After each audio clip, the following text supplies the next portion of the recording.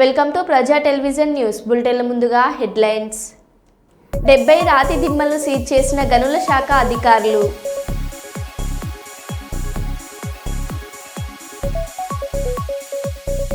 భారత రైల్వే అరుదైన ఘనత, దేశంలోనే ఎత్తైన కేబుల్ స్టేట్ బ్రిడ్జిపై ట్రయల్ రన్ సక్సెస్. దక్షిణ కొరియాలో ఘోర విమాన ప్రమాదం, యువాన్ ఎయిర్పోర్ట్లో రన్వే మీద అదుపు తప్పిన విమానం. యాదగిరిగుట్టపై దర్శన క్యూలైన్ గ్రిల్లులో ఇరుక్కున్న బాలుడి తల.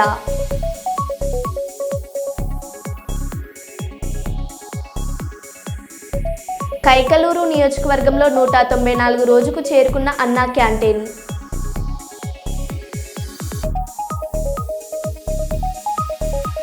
టీచర్స్, నాన్ టీచింగ్ స్టాఫ్ రోడ్ల మీదకు రావడం వల్ల కేజీబీవీ విద్యార్థులు చాలా ఇబ్బందులు పడుతున్నారు. సమగ్ర శిశు శిక్ష అభియాన్ ఉద్యోగులు.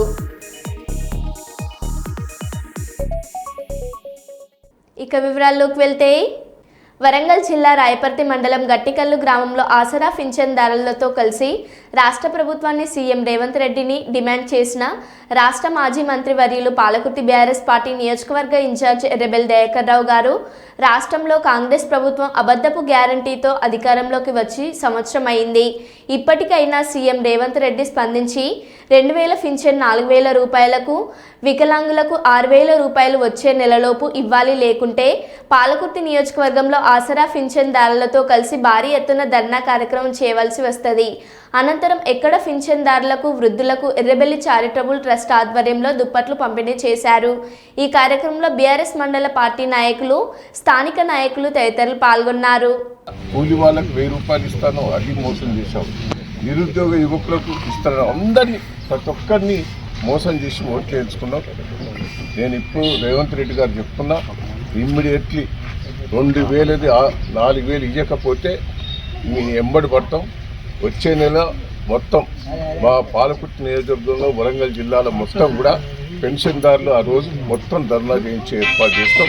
ఈ 15 రోజుల్లో పట్టిన 2000ని 4000 చేయాలి. చేసేదానికి వదిలిపెట్టలేదు. దయచేసి మోసం మాటలు బంద్ చేయి, అబద్ధ మాటలు బంద్ చేయి. ఇప్పటికైనా ఒక ముఖ్యమంత్రి సీటు మీద గెలిచినాం. ముఖ్యమంత్రి సీటు మీద వచ్చినందుకు అన్ని అబద్ధాలు మాట్లాడు, ప్రజలకు లేనిపోయిన ఆశలు పెట్టించావు, అమాయక ప్రజలను మోసం చేశావు. పాపం కేసీఆర్ గారు చేసినవన్నీ మర్చిపోయారు. ఈయన కొత్తగా ఏదో చేస్తాడని ఆశకు చేశారు పేద ప్రజలందరూ. దయచేసి ఇప్పటికైనా బుద్ధి తెచ్చుకొని 2000ని 4000 చేయాలనేది మా డిమాండ్. చిత్తూరు జిల్లా అటవీ అధికారుల మెరుపు దాడులు. శనివారం అర్ధరాత్రి కల్ప స్మగ్లర్లపై ఉక్కుపాదం. 8 ట్రాక్టర్లతో సహా కల్పను సీజ్ చేసిన అటవీ అధికారులు. పూర్తి వివరాలు ఇంకా తెలియాల్సి ఉంది.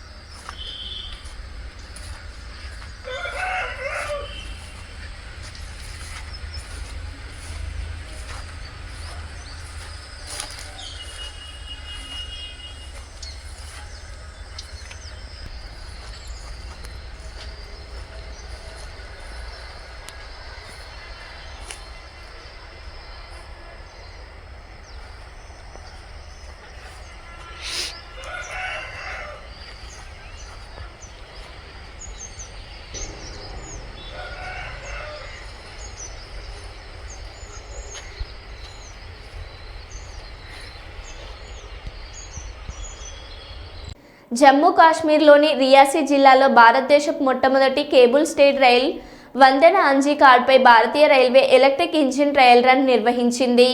జనవరి 2025లో ప్రారంభం కానున్న కాశ్మీర్ లోయకు రైలు సేవలు ప్రారంభానికి కీలకమైన దశను సూచిస్తుంది.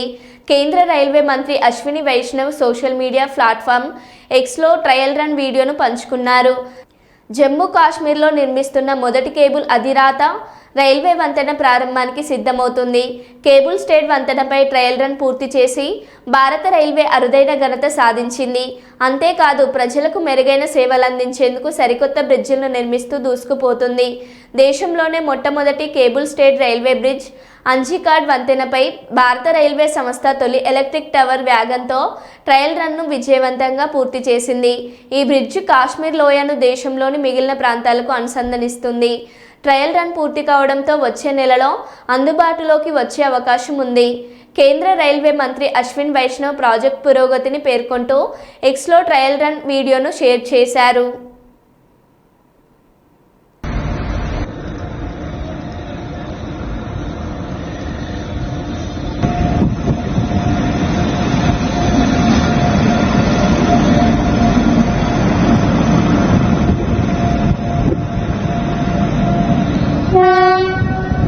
యాదగిరిగుట్టపై దర్శన క్యూలైన్ గ్రిల్లులో ఇరుక్కున్న బాలుడి తల. భక్తులు గమనించి గ్రిల్ నుండి బాలుడి తలను జాగ్రత్తగా బయటకు తీయడంతో తప్పిన ప్రమాదం. లక్ష్మీ నరసింహస్వామి దర్శనం కోసం యాదగిరిగుట్టకు కుటుంబంతో వచ్చిన బాలుడు.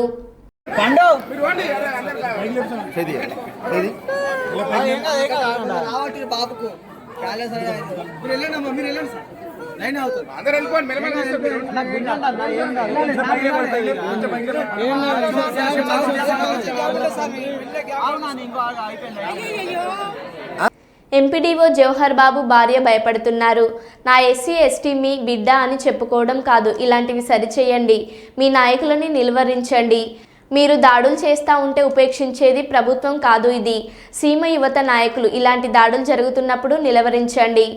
ప్రజలకు కూడా చెప్తా ఉన్నాను, యువతకు కూడా చెప్తున్నాను, ప్రత్యేకించి రాయలసీమ యువతకు కూడా చెప్తున్నాను, మహిళలకు కూడా చెప్తున్నాను, మీరు దయచేసి భయపడకండి.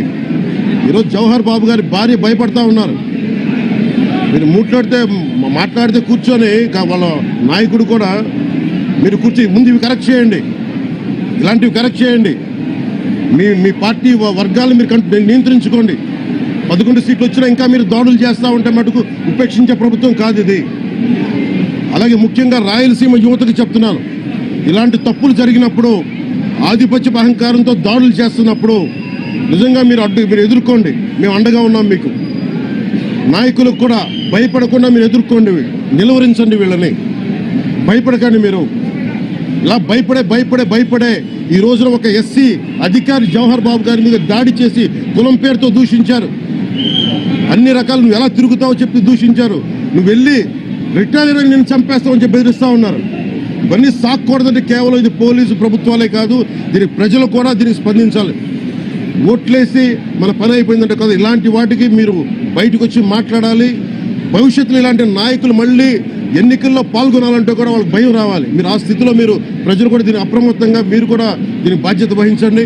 మేము ప్రభుత్వం అధికారంలోకి వస్తే ఛాయ్ తాగే లోపు మా సమస్యలు పరిష్కరిస్తామని రేవంత్ రెడ్డి మాతో చెప్పాడు. గంట ఎక్కువ పనిచేయండి, కేసీఆర్ను గద్దెదించండి అన్నారు. ఇప్పుడేమో ప్రజాపాలన అని కాలం గడుపుతున్నారు. టీచర్స్, నాన్ టీచింగ్ స్టాఫ్ రోడ్ల మీదకు రావడం వల్ల కేజీబీవీ విద్యార్థులు చాలా ఇబ్బందులు పడుతున్నారు. సీతక్క వచ్చి ఖచ్చితంగా 20,000 సమగ్ర శిక్ష ఉద్యోగులను పర్మనెంట్ చేస్తామని అప్పుడు చెప్పారు. మేము ధర్నా చేస్తుంటే రేవంత్ రెడ్డి మెదక్ చర్చికి పోతున్నాడని మా టెంట్లు పీకేశారు. మమ్మల్ని సీఎంకు కల్పిస్తా అని చెప్తే వెళ్ళాం, కానీ కలవకుండా కారు ఎక్కి వెళ్ళిపోయాడు. ముఖ్యమంత్రి రేవంత్ రెడ్డి గారు దయచేసి మా సమస్య పరిష్కరించండి. సమగ్ర శిక్ష అభియాన్ ఉద్యోగులు కానీ సీఎం కానీ ప్రతి మంత్రి మేము గత సంవత్సరం ఆగస్టు సెప్టెంబర్లో ఇదే సేమ్ సమ్మె కానీ ఇదే టెంట్ సమ్మెలు నిర్వహించే టైంలో వచ్చి ఇదే సీఎం గారు ఛాయ్ తాగే లోపే ఖచ్చితంగా మీ పరిష్కారం చేస్తాం మీ సమస్యలు అన్నాడు. అదేవిధంగా సీతక్క వచ్చింది, ఖచ్చితంగా సమగ్ర శిక్ష ఉద్యోగులను పర్మనెంట్ చేస్తాము, రెగ్యులరైజ్ చేస్తాము, మీరు ఉన్నది 20,000 మందిని ఖచ్చితంగా మిమ్మల్ని రెగ్యులరైజ్ చేస్తాము, మేము రాని మీరు గంట ఎక్కువ పనిచేయండి, కేసీఆర్ని గద్దె దించండి అన్నారు. అప్పుడు చెప్పారు ఈ ప్రజా పాలన అనుకుంటూ కాలం నెట్టేస్తున్నారు. అప్పుడు జరిగిన ఒక 100 రోజులు అన్నారు, చాయ్ తాగేలోపు అన్నాడు 100 రోజులు అన్నాడు.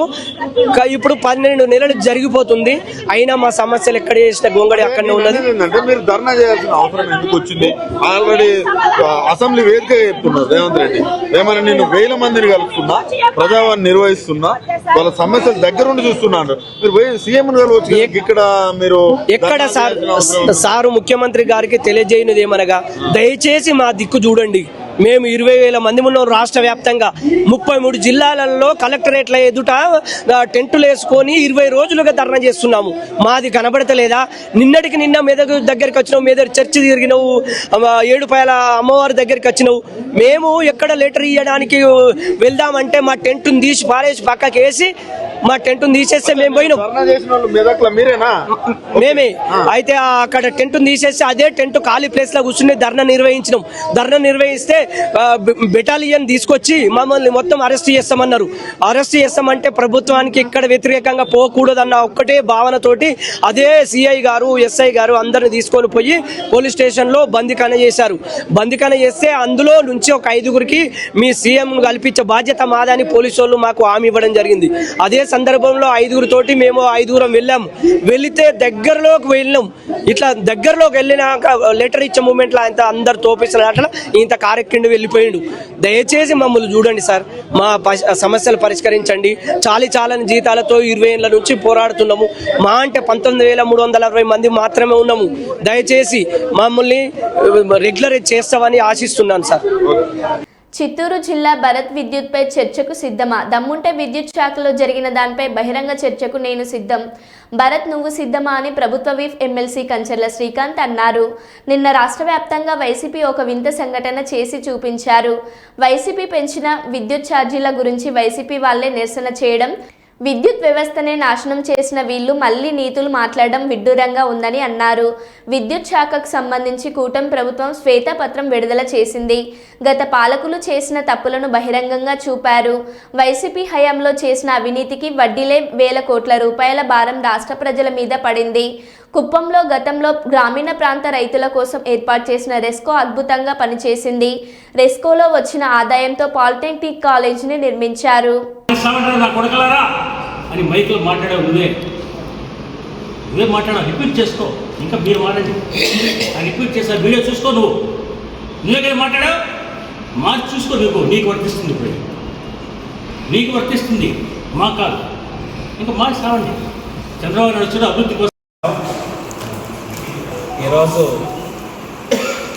కుప్పం తెలుగుదేశం పార్టీ కార్యాలయంలో ఈ మీడియా సమావేశం ఏర్పాటు చేయడానికి ముఖ్య కారణం, నిన్న రాష్ట్రంలో జరిగినటువంటి ఒక పెద్ద వింత గురించి ప్రజలకు వివరించాల్సిన అవసరం ఉందని చెప్పనేసి ఈరోజు ఈ మీడియా సమావేశం ఏర్పాటు చేయడం జరిగింది.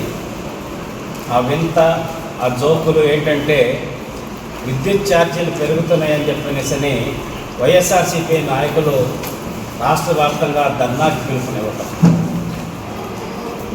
మీ అందరికీ తెలుసు, 2014లో నారా చంద్రబాబు నాయుడు గారు ఈ రాష్ట్రం విడిపోయి 16,500 కోట్ల లోటు బడ్జెట్ తోటి ఉన్నారు. ఇప్పుడు కరెంటు ఛార్జీల వ్యవహారం నిన్న ధర్నా చేశా కాబట్టి చెప్తున్నాం.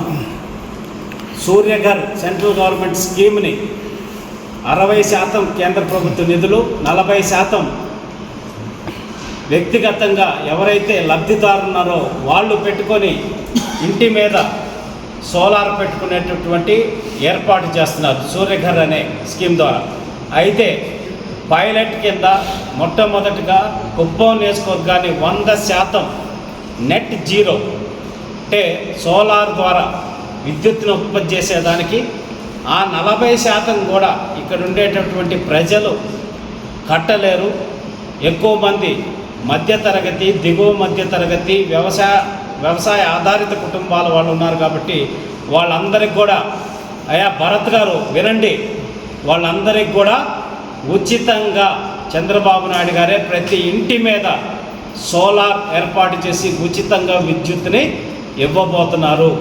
దెయ్యాలు వేదాలు వదిలి చెట్టు అసలు యాక్చువల్గా నీ ఇంటి వెనకాల జిల్లా పార్టీ అధ్యక్షుడు నువ్వు, నీ ఇంటి వెనకాల జరుగుతున్న అవినీతిని కప్పిపుచ్చింది నువ్వు. రెస్కో ఉందా లేదని కూడా తెలియదు. ఎప్పుడో చచ్చిపోయిన డెడ్ బాడీని పైన మోసి ట్రాన్స్ఫార్మర్లో అవినీతి, ఉద్యోగస్తులు 115-120 మంది ఉద్యోగస్తులు ఇచ్చే అవినీతి, ఒక బండి అయితే ఆ బండి పెట్టిన దానికన్నా 60-70 లక్షల రూపాయల డీజిల్ తాగింది. ఇవన్నీ జరిగి ఏసీపీ పట్టుకొని ఈరోజు అందరూ చాలామంది అరెస్ట్ అయ్యి ఉంటే ఈరోజు ఎలక్ట్రిసిటీ మీద మీ వాళ్ళతో పోయి ఆ రెస్కో ఆఫీస్ ముందు ధర్నా చేస్తా ఉన్నాం, గలాట చేసాం, రద్దు చేసాం. ఇది నీకేమైనా బాగుందా? ఇది అసలు మాకు తెలుస్తా ఉంది ఏమంటే నువ్వు వైఎస్ఆర్సీపీలో లేవు, జిల్లా పార్టీ మార్చేశారు. అసలు నువ్వు ఉన్నావా లేదని కూడా ఇన్ఛార్జ్ మార్చమని కూడా మీ నాయకులు గలాటలు పెట్టి మీటింగ్ పెట్టారు. అదృష్టంగా నువ్వు వచ్చావు. నేను ఉన్నాను, నేను ధర్నా చేస్తానని వ్యక్తిగతంగా తీసుకొని ఈరోజు చంద్రబాబు నాయుడు లాంటి లీడర్ మీద నువ్వు బురద చల్లేదాని కోసం వాహనంలో పెట్టి చెప్తున్నావు. కుప్పం నియోజకవర్గ ప్రజలు ఎన్నేళ్ళైనా ఎన్ని జన్మలెత్తినా చంద్రబాబు నాయుడుతో ఉంటారు. నువ్వు ఏదో విధంగా చెప్పి అధికారులు మభ్యపెట్టాలని చెప్పి నిజంగానే తెలుగుదేశం పార్టీ చాలా మంచిది కాబట్టి ఆ భగవంతుడు సాక్షిగా చెప్తున్నాం, నిన్ను రోడ్డు మీదకి తీసుకొచ్చాం, లేకపోతే రోడ్డు మీదకి వచ్చే ప్రసక్తే లేదు. మేము ధర్నా పిటింగ్లు చేస్తే 5 సంవత్సరాలు నువ్వు మా ఇండ్ల మీద పోలీసు వాళ్ళు పెట్టావు. ధర్నా జరుగుతుందంటే బయట రానియకుండా అరెస్టులు చేశావు. ధర్నా ఉంది అంటే ప్రతిపక్షాలు రోడ్ల మీద వస్తే కేసులు, ఇప్పటికి 20 కేసులు ఉన్నాయి. కానీ నిన్న మీరు ఇంత తెగేచ్చగా చంద్రబాబు నాయుడు గారు మీకు స్వాతంత్రం ఇచ్చాడు కాబట్టి ఆయన సొంత నియోజకవర్గంలో మీరు రోడ్ల మీద జెండాలతో వచ్చి ధర్నా చేసి స్టేజ్కి వచ్చారు. మేము అనుకుంటే ఒక నిమిషం వచ్చాడు. మీరు చేసిన అవినీతికి కప్పిపుచ్చుకోవడానికి రెస్కోలో మీరు కరెంట్ ఛార్జీల గురించి ఈరోజు మాట్లాడుతున్నారు. ఏ రోజన్నా చంద్రబాబు నాయుడు గారు కరెంట్ ఛార్జీల గురించి ఎప్పుడో చెప్పాడు.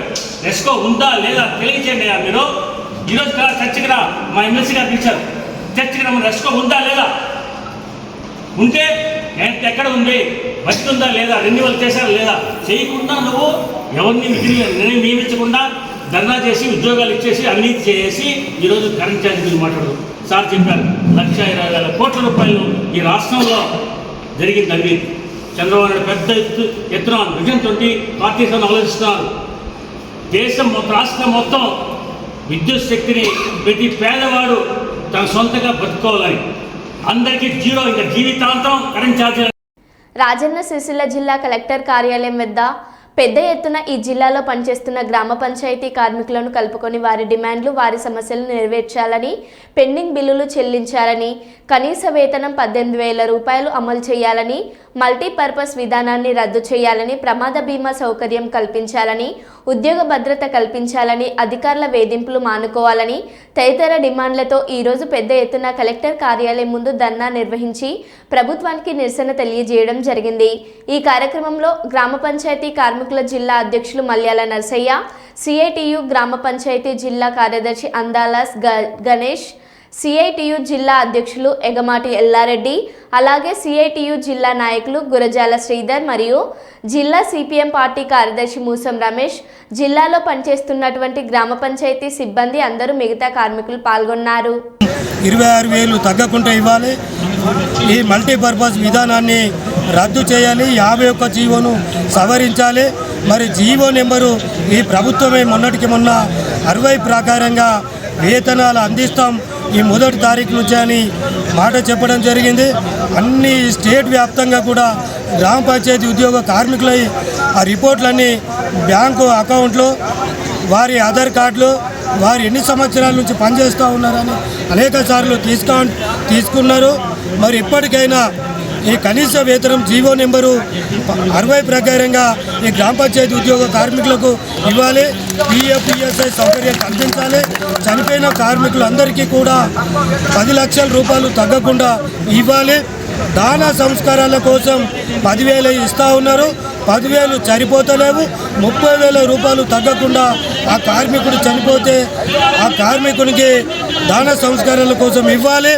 ముఖ్యంగా హెల్త్ కార్డులు 10 లక్షల రూపాయలు తగ్గకుండా హెల్త్ కార్డు వారి కుటుంబ సభ్యులందరికీ కూడా ఉపయోగపడేటట్టు ఈ ప్రభుత్వం ఇవ్వాలి. అదేవిధంగా ఇప్పుడు ఇందిరమ్మ ఇల్లు సర్వే చేపిస్తూ ఉంది.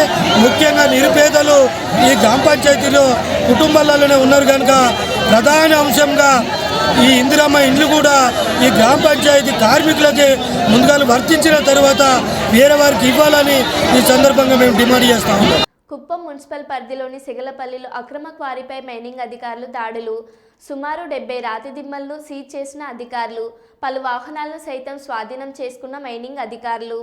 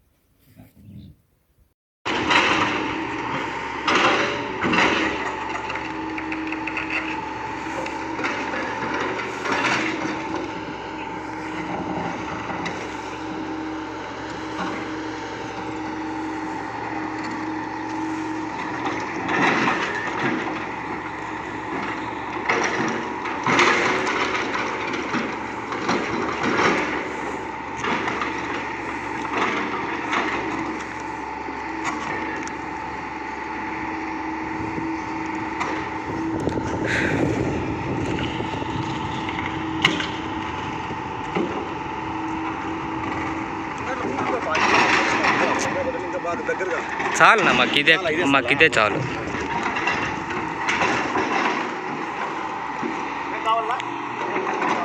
ఏం అవసరం లేదు మాకు. కాదు మీరేం మాకు అవసరం లేదులే అన్న.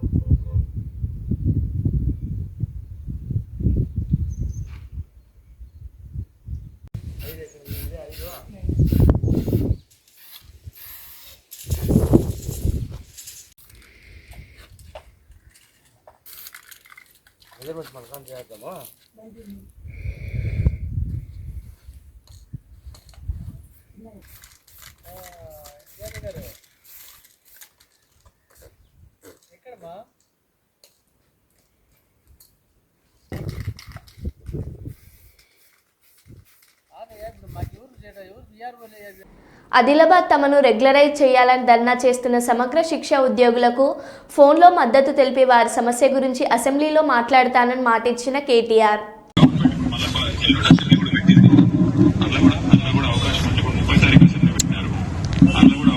తప్పకుండా తీసుకుందాము. ఛాయ్ తాగే లోపల కంప్లీట్ చేయండి అన్న. ప్రతిపక్షాలు చేసిన వాళ్ళందరికీ మీరు గట్టిగా ధైర్యం చెప్పండి, అందరికి అండగా ఉండండి. మనందరం కూడా అసెంబ్లీలో కూడా తీసుకుందాము, తర్వాత బయట కూడా తప్పకుండా వాళ్ళకి గట్టిగా మద్దతు నిలబడతాం. రామన్న నమస్కారమే. నేను తెలంగాణ రాష్ట్ర అధికార ప్రతినిధి పడాల రవీందర్. మా యొక్క మహిళా సోదరిమణులు కేజీబీవీ యూఆర్ఎస్ అదే విధంగా సమస్త ఉద్యోగులు దాదాపు 600-700 మంది ఇక్కడ ఉన్నారన్న. మీ మాట మీ వాణి వాళ్ళు వింటా ఉన్నారు. కాబట్టి మా రిక్వెస్ట్ ఏంటంటే అన్న, మీ సంపూర్ణ మద్దతు ప్రకటిస్తూనే గౌరవ మా ఉద్యమ నాయకుడు కేసీఆర్ గారికి కూడా ఒక్క నిమిషం పాటు ఒక వీడియోని మా కోసం ట్విట్టర్ వేదికగా సమగ్ర శిక్షకు న్యాయం కోసం నిలబడేట్టు మా ప్రియతమ నాయకుడిని ఒక నిమిషం ఆ ట్విట్టర్ ద్వారా మీరు గౌరవ కేసీఆర్ గారిది రిలీజ్ చేస్తారని, అలా చేయాలని మా వాళ్ళు కోరుతా ఉన్నారన్న, ఆశిస్తా ఉన్నారు.